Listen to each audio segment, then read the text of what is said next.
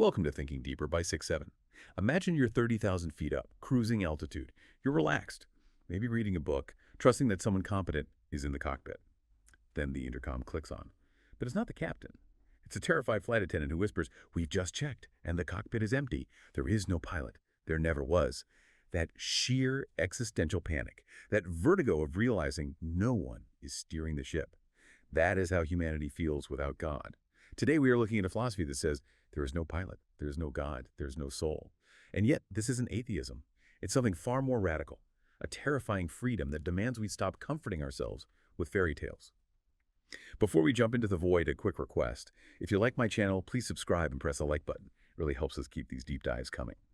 So we have a heavy one today. We are breaking down a transcript titled Buddhism, the Religion of No Religion, from the channel Ego Buddhism Podcast. I want to be clear right off the bat. This isn't the mindfulness Buddhism you see in corporate wellness seminars. This is a deconstruction of everything we usually call religion. It really is a demolition project. The mission of this deep dive is to unpack the source's central argument, that the Buddha viewed the concept of God not as a supreme being to be worshipped, but as a psychological defense mechanism. A crutch. A crutch that we invented because we're too scared to face reality alone. Which is such a bold claim, because usually we think of religion as the thing that connects us to the truth. But this source is saying the opposite. It's saying the God concept is actually a barrier to the truth, and it starts right there with that pilotless plane analogy. Yeah, that analogy really sets the stage perfectly. It does. The source argues that Buddhism is a religion of no religion because it lacks the three pillars we usually expect. It has no creator God, no revealed scripture in the traditional sense, and it denies the existence of a permanent soul. But the focus isn't theology, it's psychology. Why do we need the pilot? Because the alternative is chaos. Right. If there's no pilot, then the turbulence isn't part of a flight plan. It's just wind. It's just wind. And the human mind, according to the source, cannot handle that randomness. We feel small, we feel vulnerable, and we are terrified of the unknown. So we project. We invent a father figure. We take our own need for someone to protect us, someone to have a plan, and we project that onto the entire universe. We invent the pilot so we can sleep in our seats. But the source takes it a step further. It doesn't just say God is a projection. It says that the people who tell you there's a pilot, the priests, the gurus, The comforters. yeah, the comforters, are actually your enemies. That felt harsh when I read it. Enemies is a strong word. It is, but look at the context. If you are on a plane with no pilot and someone tells you, don't worry, it's being flown by remote control, they are comforting you. Yes. But they're lying to you. They are comforting you with a lie. They are keeping you in a state of immature delusion. The source argues that a true friend would wake you up to the danger, even if it causes panic. Because as long as you believe in the remote pilot, you never try to learn how to fly the plane yourself. That's the crux of it. It keeps you dependent. It keeps you a child. And what's fascinating is that the source argues this dependency didn't end when the modern world became secular. Right, this was the part that really made me stop and think. We usually frame history as religious era, followed by scientific era. But we just swapped out the terminology, we changed the labels, but we kept the structure. The source looks at these giants of secular thought, Karl Marx, Sigmund Freud, Darwin, and argues they didn't really remove God. They just replaced him with new determiners. Let's dig into that, because Marx is usually the poster child for atheism, right? Religion is the opium of the masses and all that. Of course. But Marx removed the bearded man in the sky and replaced him with history. With a capital H? Exactly. For Marx, history wasn't just stuff happening. It was a force with a destiny. It had laws. It had a predetermined endpoint communism. It was inevitable. So instead of God wills it, you have history dictates it. It's still a superhuman force controlling human destiny. You're still just a passenger on a plane. I see. It offers the same comfort. It's not random. There's a plan, and we are moving toward a paradise. The promised land just moved from heaven to the proletariat utopia, and then you look at Freud. He takes God out of the heavens. And puts him inside your own skull. The unconscious becomes the new puppet master. You think you're making choices? No, this invisible, mysterious force is pulling the strings based on traumas you don't even remember. It's the same dynamic. Yeah. An invisible power that decides your fate. And with Darwin, natural selection becomes the decider. It determines who lives, who dies, who is worthy. The source connects this to a linguistic theory, right? Something about a a transcendental signified. Yeah, that's a dense term, but you put it well. It basically means the final word. The buck has to stop somewhere. Humans are obsessed with finding that. A period at the end of the sentence of existence. That's a great way to put it. We can't handle the idea that meaning is endless, that one sign just points to another sign forever. We want a bedrock. For the religious, that bedrock is God. For the Marxist, it's history. So we are structurally religious, even if we are culturally atheist. We are desperate for the pilot. Because if there is no pilot, and no history, and no unconscious destiny, then everything is just happening. And that is terrifying. Which brings us to the other side of the God coin, the afterlife. If we strip away the pilot, we also lose the destination. And the Source has a very, frankly, cynical take on heaven. It reframes heaven entirely. Instead of a divine reward, the Source defines heaven as unfulfilled desire projected into the future. It's a deferred wish list. Think about it. What is heaven usually described as? It's a place where you get everything you didn't get here. No pain, endless pleasure. The Source brings up that Indian legend of the Kalpavriksha. The wish-fulfilling tree. You sit underneath it, and whatever you think of instantly appears. Sounds great at first. But would it actually satisfy you? The Source argues that desire, by its very definition, is a gap. It's the distance between you and what you want. And as soon as you close that gap, a new one opens. Yeah. You get the new car, you're happy for a month, then you want the new model. The horizon always recedes.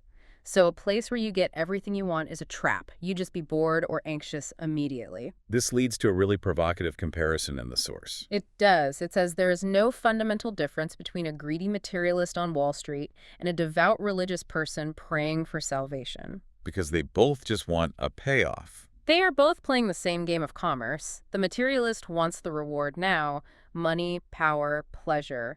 The religious person is just playing the long game. They're willing to defer gratification. For a bigger payout after death. But the mechanism is identical. I do X so that I can get Y. It's transactional. The Source calls the religious person a materialist with a longer waiting period. That reframes so much of what we call spirituality. It suggests it's mostly just ego preservation. I want to survive. I want my reward. And that wanting is what causes the pain. The Source uses that visceral image. Of licking honey off a knife blade. That one stuck with me. You get that moment of sweetness, the honey, but you slice your tongue on the blade. That is the nature of desire. And the Source says you can see this on people's faces as they age. People who lived a life of craving, they look scarred. Versus the people who, as the Source puts it, age like a sunset. The ones who stopped licking the knife. They radiate a kind of beauty because they weren't consumed by their own expectations. They accepted the no-pilot reality. And found peace in it. Okay, so if the Buddha rejects God, rejects heaven, rejects this transactional morality, why does the Source insist he's not an atheist? Because in our culture, no God equals atheist. End of story. And this is a nuanced but critical distinction. The Source argues that atheism is still a belief system. The theist says, I believe X exists. The atheist says, I believe X does not exist. They're both obsessed with X. They are both playing the same sport, just on different teams. Their whole worldview is defined around the existence or non-existence of this pilot. So what did the Buddha think of the debate? The Source says he viewed it as irrelevant. He compared it to a mosquito biting an elephant's foot. It just doesn't matter to the core problem of suffering. So if he's not a theist and he's not an atheist, what is he? The Source presents him as a scientist, or maybe an empiricist. The key term is ipasiko. Which means come and see. Exactly, which is very different from come and believe. It's the opposite of dogma. A scientist doesn't say, believe in gravity because I said so. They say, here's the experiment, drop the apple, see for yourself. It's a method, not a theology. Try living without attachment. Try observing your mind. See if the suffering stops. The Source used that funny analogy. The one about the marketing expert. Oh, that was a brutal little anecdote. The woman complains about her fiancé, the marketing expert, because he talks all night about how great their intimacy will be. But he never actually does anything. He's all pitch, no product, and the Source uses that to mock theologians who spend lifetimes debating the nature of truth. But never live it. They're selling a product they don't use. The Source is saying, stop debating the definition of water and just drink. We've covered no God and no heaven. Now we have to tackle the one that hits closest to home, the no-self doctrine. Anatta. This is usually where people push back the hardest. It's one thing to say there's no guy in the sky. It's another to say you don't exist. Right, because I feel like me. I have my anxiety, my history, my whole identity. I feel distinct from you. But the source argues that feeling of distinction is a trick of perspective.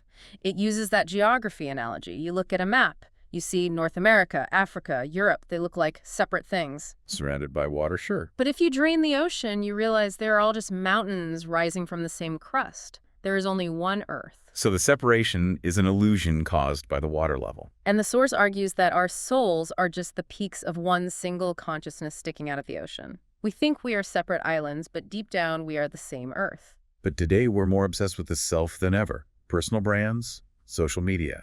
We are constantly defining and defending this me. And look at the mental health crisis. The source would argue that our modern anxiety comes directly from that obsession. Maintaining the illusion of a separate self is exhausting. It's like trying to hold a wave apart from the ocean. Exactly. You have to constantly defend it, promote it, protect it. If you realize there is no self to defend, the anxiety evaporates. But doesn't that lead to nihilism? If I'm not really me, why bother doing anything good? Why help people? The source argues the opposite, that the self is actually the root of selfishness, even in acts of charity. How so? If I give money to a beggar because I want to feel like a good person or improve my karma or get into heaven, who is that action really for? It's for me. It's a transaction. It's ego polishing, true action. What the source points to is when you help because you realize there is no difference between you and the beggar. You aren't helping another. You are just healing a part of the whole. The motive is gone. That's a perfect lead into that story about the Irish religious leader. Talk about transactional religion. Ooh, this story just perfectly illustrates the absurdity of the ego trying to manage its own immortality. So a famous religious leader is dying, and his followers want to buy him the most expensive, ornate tomb.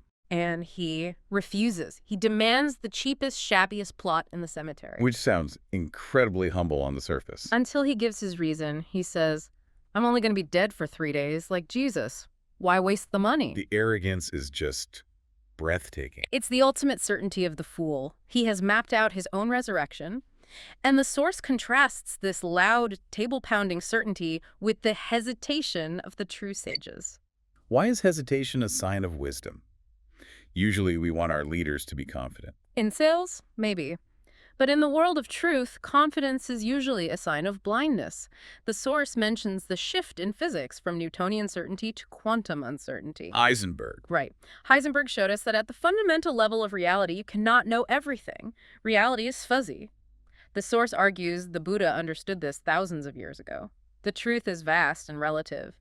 Anyone who claims to have it captured in a box is lying. The more ignorant, the more dogmatic. That's the line. The sage hesitates because they respect the mystery. The fool shouts because they are terrified at the silence. So we've stripped it all down. No pilot in the cockpit, no destination on the flight plan, no distinct passenger in the seat. It sounds bleak, but the source frames this as the ultimate liberation. It's the difference between being a prisoner and being free. If you are waiting for the pilot to save you, you are a prisoner of hope. You are waiting for something that isn't coming.